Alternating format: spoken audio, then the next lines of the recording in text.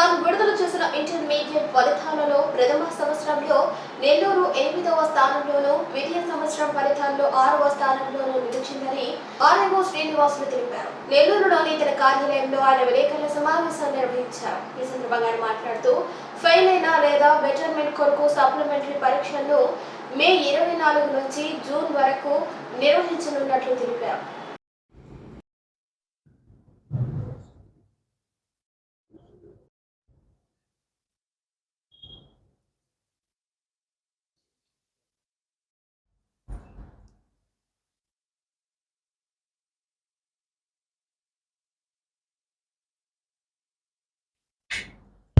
నేను intermediate board Nellore జిల్లా ప్రాంతీయ పర్యవేక్షణాధికారి ఆర్ఐఓ శ్రీనివాసులు నా పేరు.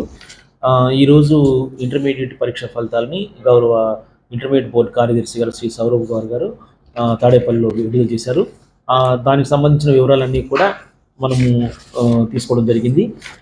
రాష్ట్ర వ్యాప్తంగా మనకి మొదటి సంవత్సరంలో 67% ఉత్తీర్ణ సాధించగా మన జిల్లా 69% ఉత్తీర్ణ సాధించి 8వ స్థానంలో నిలిచింది.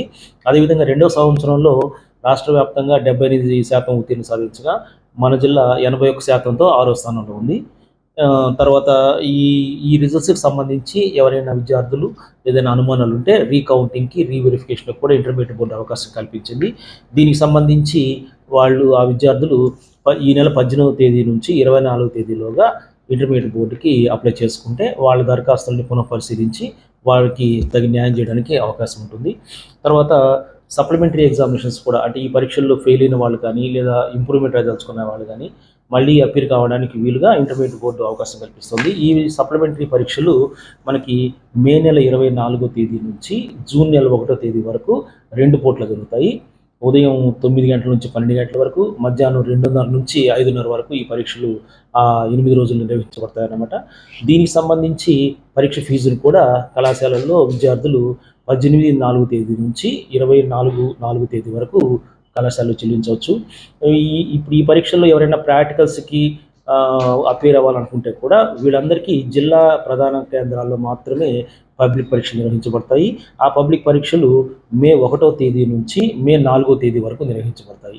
సో థియరీ పరీక్షల్లో ఫెయిల్ అయినప్పటికీ, ప్రాక్టికల్ పరీక్షలు ఫెయిల్ అయినప్పటికీ కూడా పరీక్ష చెల్లాల్సిన తేదీలు మాత్రము ఈ నెల 18 నుంచి 24 వరకు ఆయా కళాశాలలో చెల్లించాలి విద్యార్థులు.